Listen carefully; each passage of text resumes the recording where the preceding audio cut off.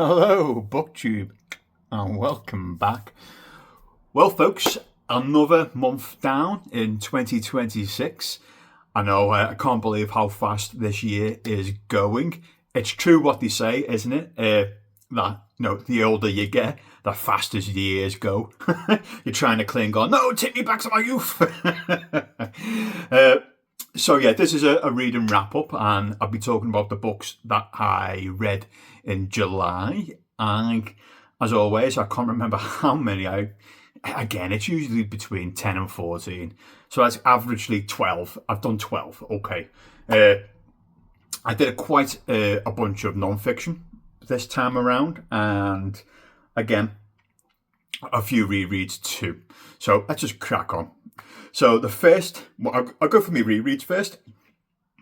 Pardon me, I just had a Bombay Bad Boy pot noodle. Oh, I love Bombay Bad Boy pot noodles. Mwah, chef's kiss.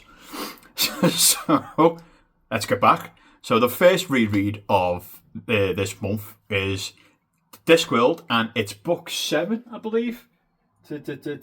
Book 7, yeah, and this is Pyramids. Terry Pratchett's Discworld. So this is about the Tepic. He is the son of the now deceased pharaoh figure, and he goes to a different city and learns to be an assassin, but he gets recalled back home to take up the crown. But all sorts of hijinks has happened that it's actually the priests who more in charge and not really the kings. So he's conflicting with the priesthood and the pharaohs, and then he struggles to also get on with this woman who is like his handmaiden almost, but she's more like I do my own thing kind of thing. And the whole thing, he's got to escape the city because one of the priests have accused him of being an assassin. That's not the actual king, it's an assassin. So he flees. The gods come down, or like the Egyptian gods come down after this new pyramid's being built for his dad, and all sorts of Terry Pratchett hijinks has happened. Love me some Pyramids. Love me some Discworld. This is a standalone in the Discworld series, so you can pretty much read it without reading anything else. It's good standalone. I think is it the first standalone of kind of, yeah. So this is the first standalone so far in the Discworld if you're reading chronologically, and it's a fairly well done one. I enjoy the character Tepic and the hijinks of him trying to escape being a pharaoh and trying to escape being assassinated. So let's jump onto the second reread. I finished Ship of Destiny. This is by Robin Hobb. This is the 7th book in the Realm of the Elderling series, I think, if you include the short story prequel. So this is the 7th, and this completes the second trilogy of the Realm of the Elderlings.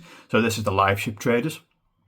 Without any spoiler, this is probably my favourite of the Realm of the Elderling books. I love the Live Ship Traders, and this is the culmination of that story written up in a great, fascinating way. Alfie is hunting down her ship that's being robbed. At home in Bingtown, Ronica Vestrid, who's trying to, she's been accused of treason, and then she's trying to also unite people now in a destroyed Bingtown because it's been attacked. You've also got Malta, Althea's niece. She's with a satrap who's a king, like something, but he's a spoiled boy, and it's helping him to survive so she can survive. So there's loads of plot points in this book, and they all come about and they all verge at the end.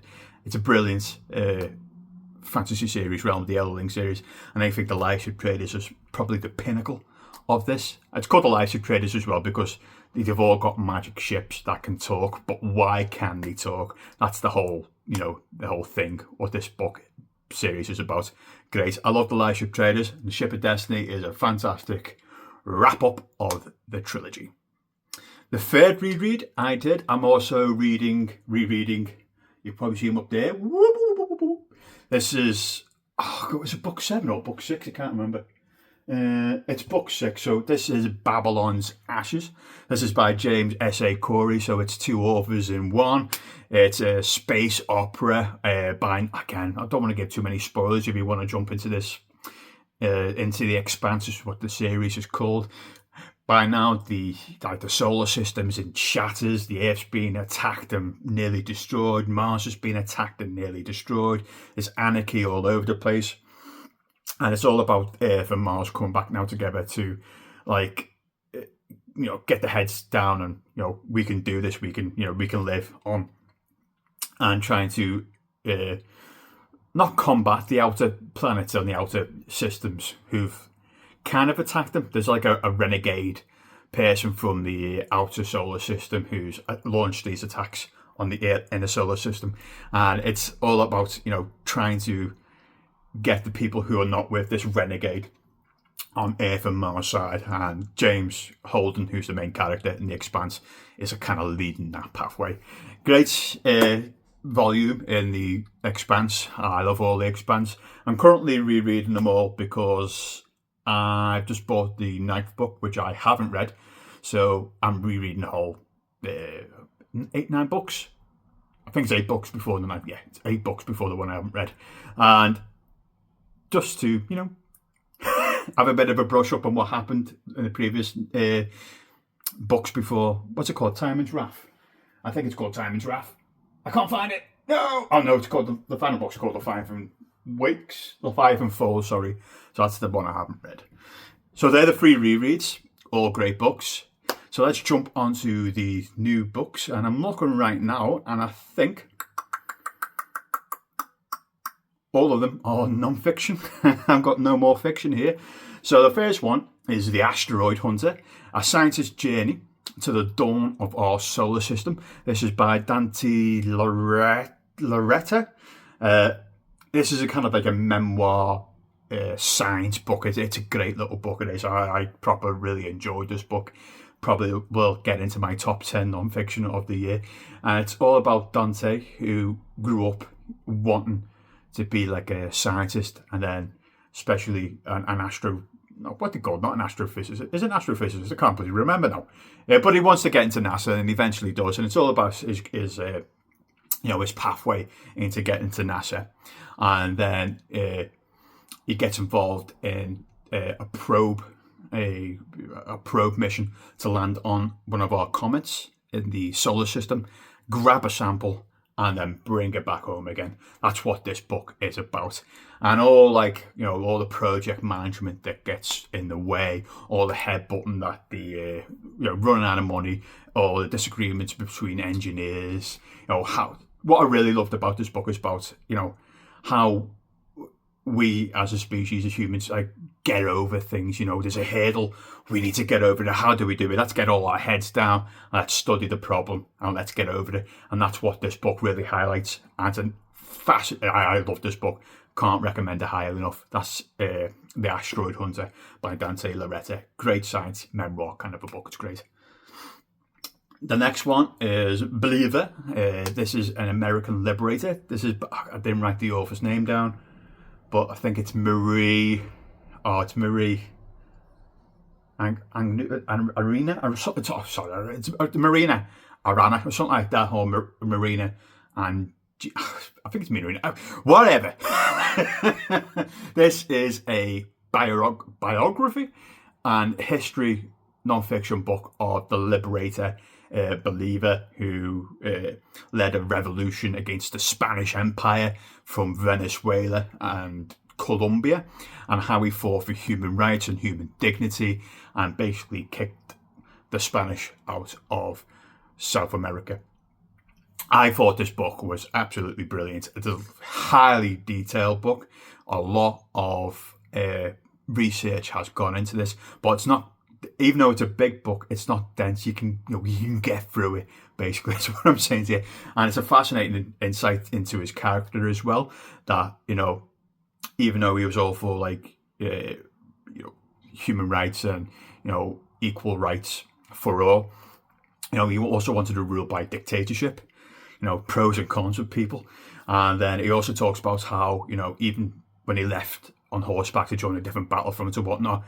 Back where, back home, all his like higher up, all his generals butted heads all the time, so we had to come back all the time and sort things out and then rejoin the front. It's all that kind of stuff, and then he eventually was left a nobody at the end, and he was reviled by his people through lies, through his, his generals and whatnot. And they used this, like the fact that he wanted to rule as dictator against them.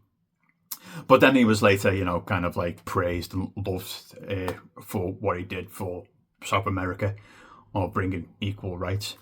Fascinating look at the character, well worth a read. And I loved the reflections of how Believer, got equal rights and freedom for South America, and how Washington got independence from Great Britain. That kind of reflection is great stuff. I highly recommend the biography. It's good. The next one is, I'm starting to sweat. It's hot in the UK currently, and there's no aircon. Got the window wide open, got a desk fan right next to me, but I am sweating.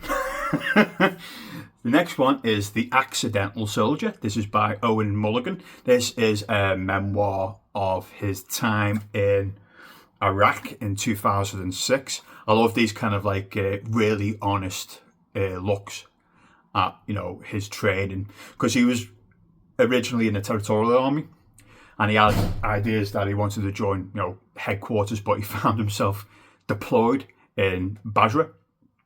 So it's all about hiding from getting shelled, getting eventually into a gunfight, all that kind of stuff, and dealing with, the people, the Iraqis who were living there at the time, and some reflections on the war as well. And he delivers it in a very humorous, honest way. Great memoir. You should pick it up if you're into that kind of soldier memoir, military stuff. It's good. Next one is Autocracy Inc., The Dictators Who Want to Run the World, by Anne Applebaum, I think. I put Apple, then B, so Applebaum, not Applebaum. So this is a look at the autocratic people and how they continue to rule in the modern era of handing the money, getting corporations to work with, corrupt corporations somewhere else, all that kind of stuff. I enjoy reading about this kind of thing. I think this book needed a bit of introspection. Is that the word? Introspective look. That the West also deals with this kind of level of corruption, handing the money, and all that kind of stuff. So even though we're not autocratic, we're still not perfect either. But it's a good look at how autocratic rules and autocratic countries rule, and how they maintain their rule, and how they hide the money. So it's a good book. Next book is Sapiens: A Brief History of Humankind by Yuval Noah Harari. Great book. This is looking at the human lifespan over I think 250,000 years, or whatever. So it's looking at sociology, psychology, science, environmental, climate change, all that kind of stuff, and it's wrapped up in a really understandable way. I know that some people have come back now and said, don't trust everything that he kind of says. He plays fast and loose with some of the things that he says. I'm like, okay, some of the minutiae of the stuff may have gone over my head, but it's still a really entertaining read. It's if you're into that kind of human sociology and how we grew as a species, then pick up this book, because you're bound to learn something, even though pinch of salt. Next one is A City on Mars. This has got a hell of a subtitle. So, can we settle space? Should we settle space? And have we really thought this through? This is by Zach and Kelly Weinersmith. They are comedy scientists, which I really appreciate. They do write really approachable, funny books. And this one is about colonizing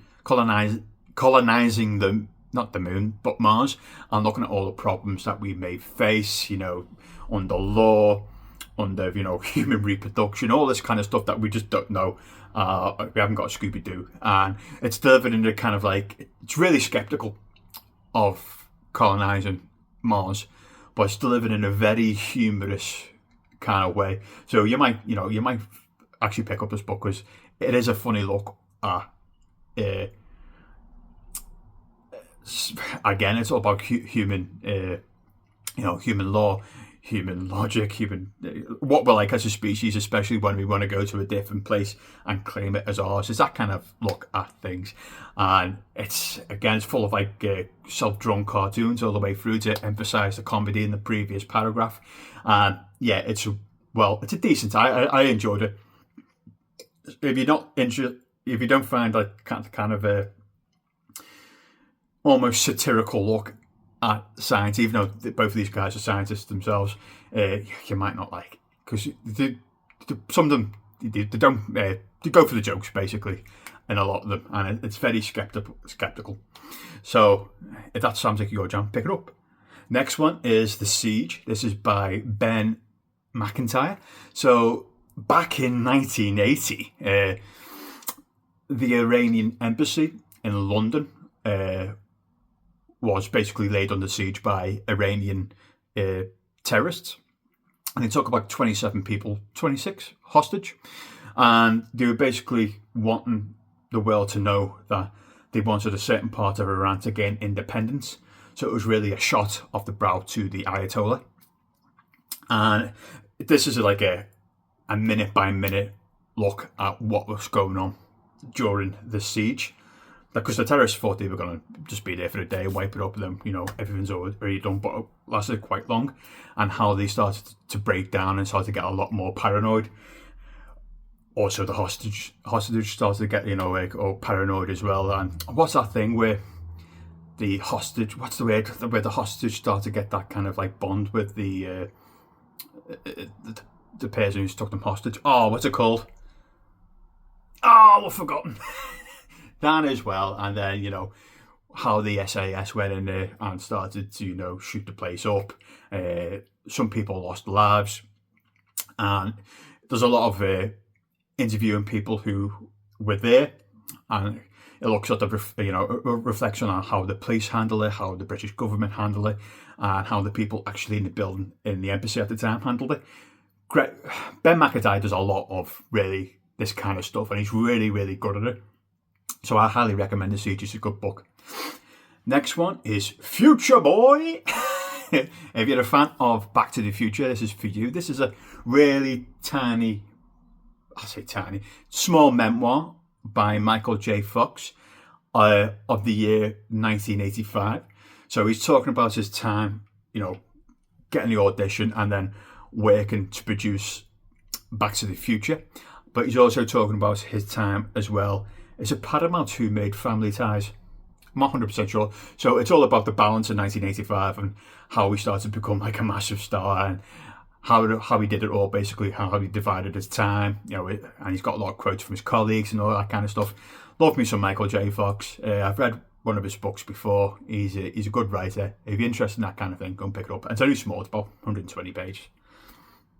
And the last one is Careless People, a cautionary tale of power, greed, and lost idealism. This is by Sarah Wynne Williams.